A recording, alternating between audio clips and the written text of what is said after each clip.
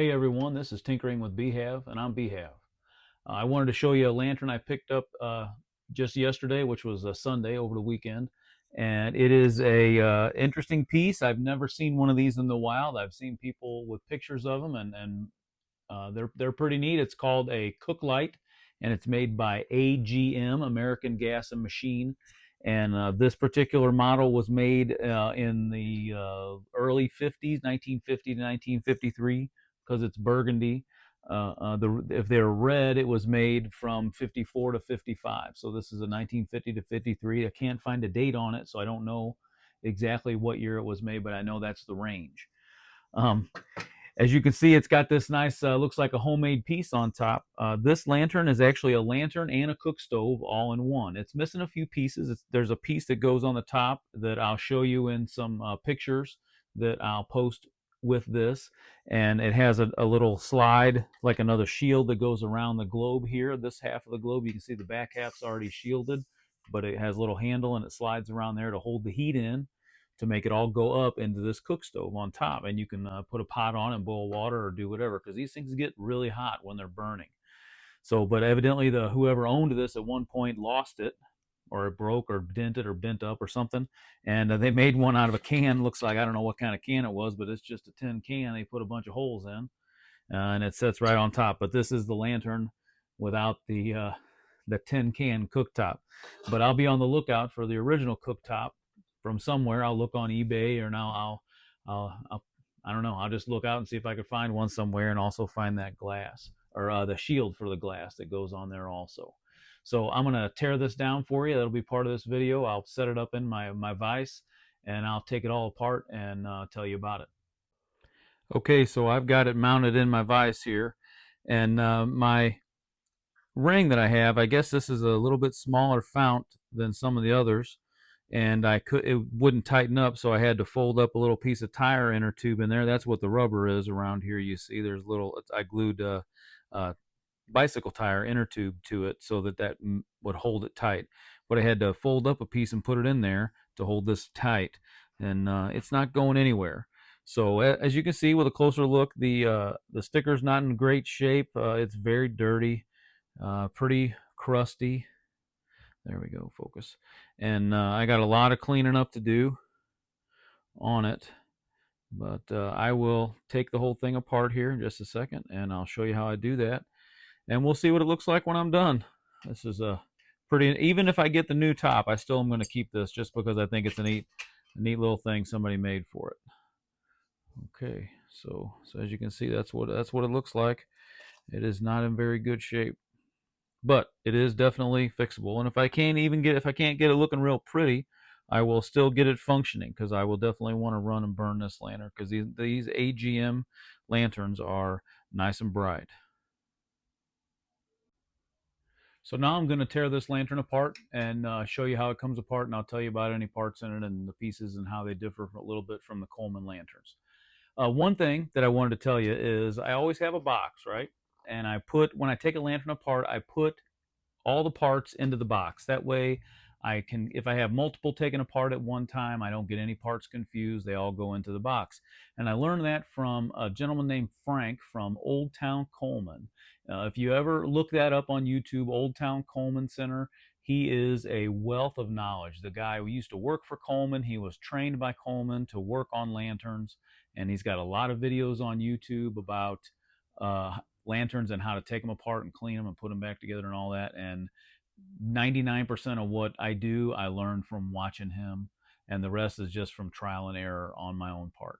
So Frank from Old Town Coleman, wealth of knowledge, very knowledgeable. Anyway, so I'll start out. I took the can off the top, and we'll put that down into the box here, and we're going to take the vent nut off,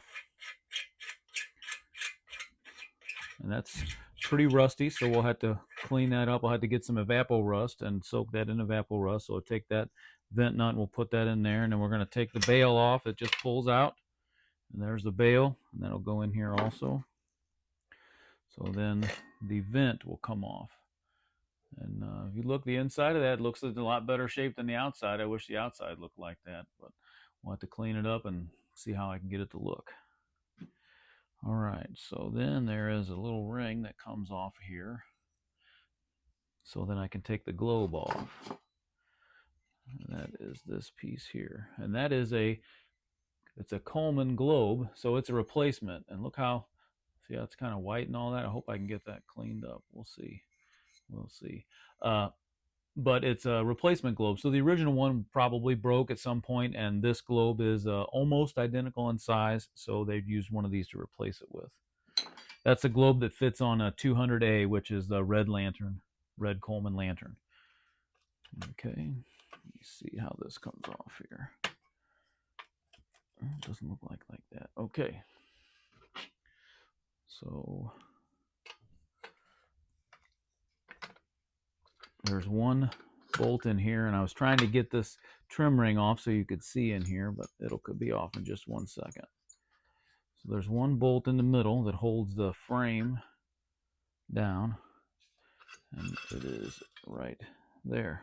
Okay, so that is that. Now this one has this mixing chamber, or I think that's an air pickup tube. Looks like that, and that sits on top of the generator when it's together like this. Okay, and then it draws air in through here, and it mixes with the fuel that comes out of the tip of that generator right there, and that then it goes up into the lantern.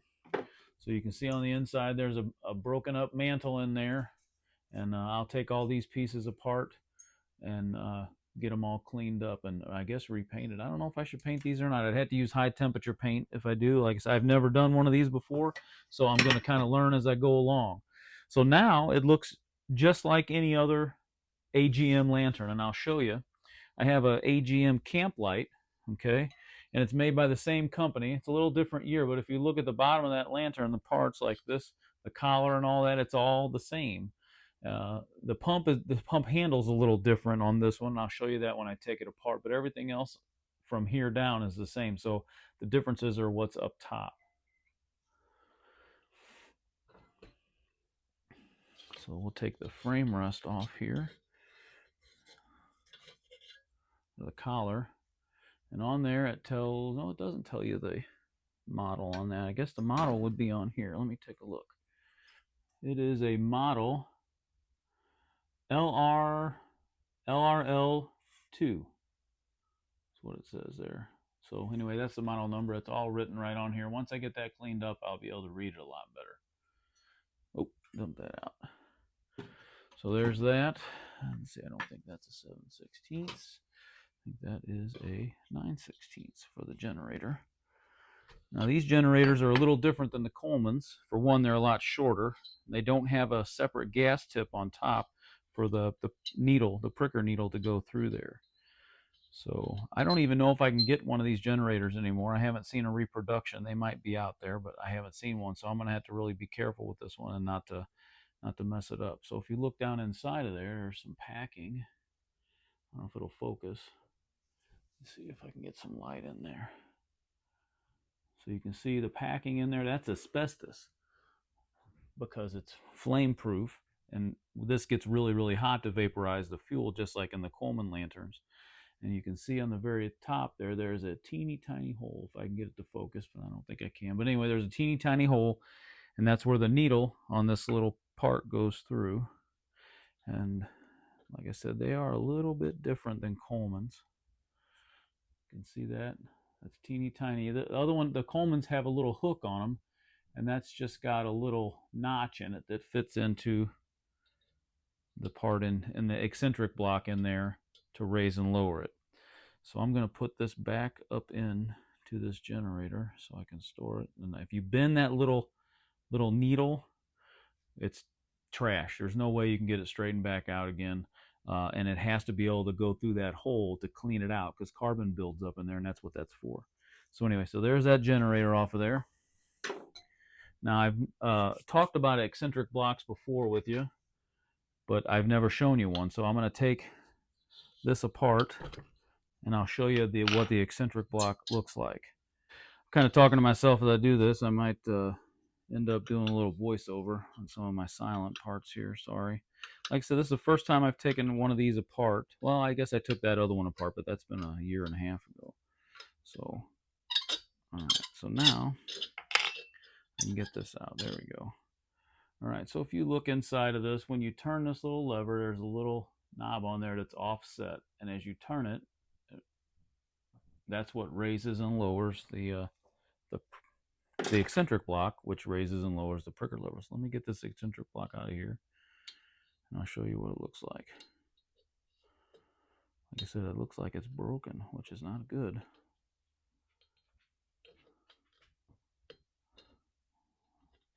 Come on.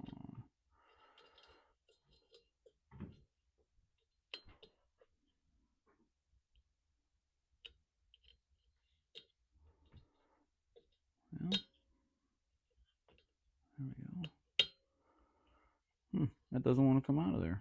There it is. There it is. It was just stuck. Probably got a bunch of gunk on it. All right. So that little bitty piece right there is called the eccentric block. And it's close to what it looks like in Coleman. And if you can see the little part that's bent off of that? That's where it's broken. So I might be looking to order one of these. I'll have to look on oldcolemanparts.com. That's where I get most of my parts, and see if they have one of these so I can replace this. So we'll put that down in there too. All right, so now we'll take the cap off. We'll see how I'm sure the seal will have to be replaced. How about this? Even if it looks in good shape, I'm still going to replace it. So I'll take that apart and replace that rubber seal in there. I forgot to do something here. So let's take the 3-piece cap apart. Hopefully it comes. Sometimes you got to spray some penetrating oil on these to get them apart.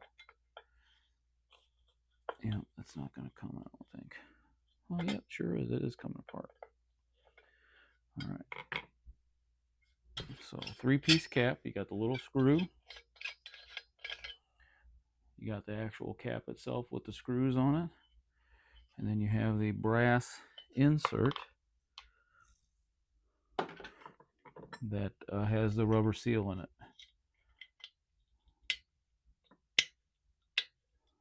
There it is. And then you have the little brass insert with the rubber seal in there. So I'll put a new rubber seal in that before I get this one going. But I'm going to have to see what kind of parts I need to order, what it's missing, and then I will place an order with Old Coleman Parts, and then I'll rebuild it. So there's that. Let's see. We also have, take the valve wheel off.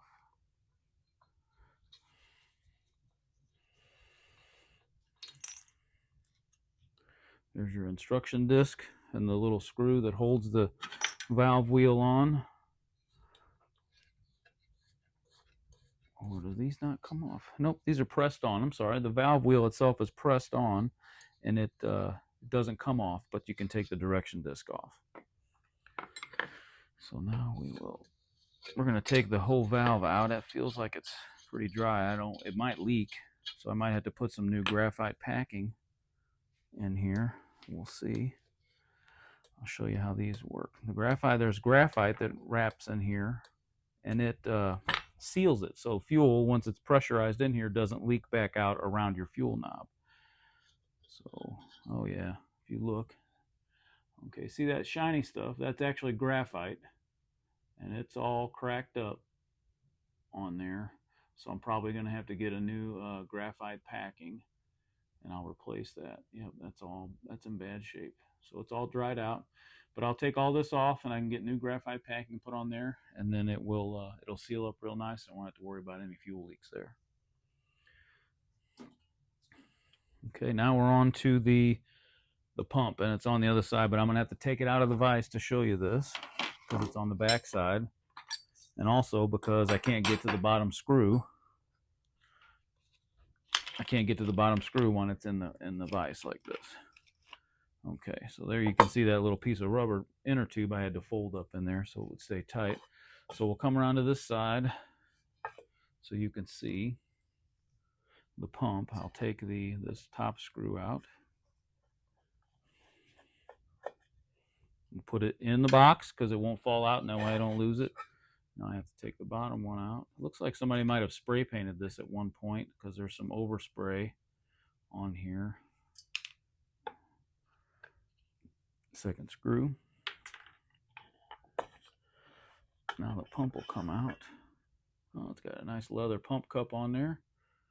I'll soak that in some neat's foot. Now if you look on that, you can see there's some paint. It looks like it's been spray painted. You can see it on the handle too. There's not supposed to be any paint on there on the pump handle. So I'll take that whole thing apart and we'll get that leather pump soaking. Where's 3/8 maybe? Yep, 3/8.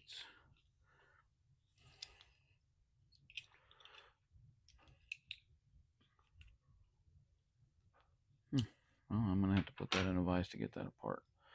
Okay, but anyway, so I'll take all that apart. I'll take the leather pump off of there and I'll soak it in my 100% pure neat's foot oil, and that'll recondition the leather and make it nice and supple so that it seals as you're pumping in the fount, so you'll get a good pressure. I didn't check to see if it would pump, but it probably would not have, because I think this leather is a little dry, but we'll see. Okay, so this is all apart except for taking this valve out, and I'm going to have to move my camera to show you how we do that. So let me do this. Well, actually, you know what? I think I'm going to stop and I'll reposition it, and then I'll do that and I'll show you how it's done. Okay, so what I have to do is come over to my other vise here, which is just a smaller vise, and I'm going to take the fount and I'm going to turn it upside down, and I'm going to clamp this part of the valve body in here.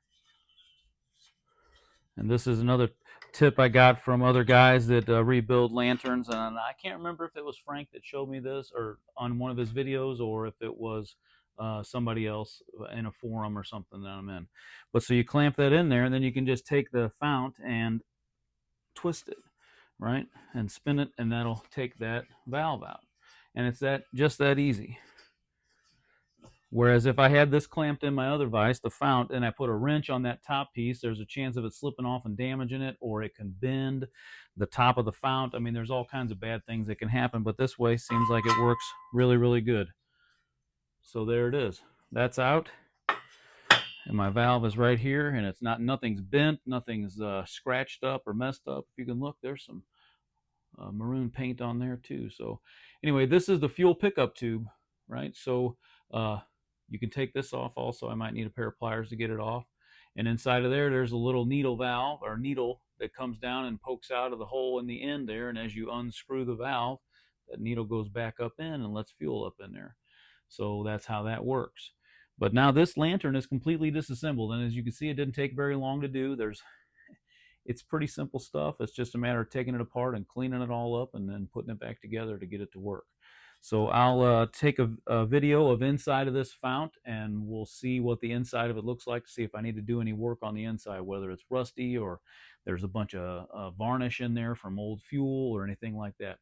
So I'm going to do that now, and I'll put a little bit of that video into this. Okay, so now I got my little borescope camera set up, and we're going to put it down in the tank and see what it looks like in there.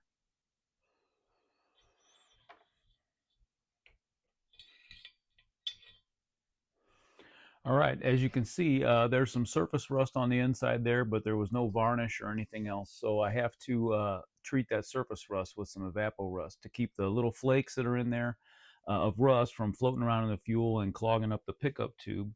Because if you remember, the hole in the end of this pickup tube is really small, and any little flake or any little contamination, anything in the fuel will clog that up, and then your lantern will just go out. You'll have plenty of pressure, but it just won't run. So with that being said, my next step is to figure out what parts I need to order and get that order placed, and then I'll start cleaning everything up. I'm going to use my ultrasonic cleaner back here to clean up a bunch of the parts. I had a special request from a guy on TikTok, wanted to see that in action, so I'll post a video once I start doing that of the ultrasonic cleaner. As always, if you enjoy watching my videos, give it a like and subscribe to my channel, and share the videos with all your friends. Tell your friends about it. The more subscribers I get, the more views I get, the better. I really appreciate it. So, tinkering with B-Hav, I'm B-Hav. Thanks for watching.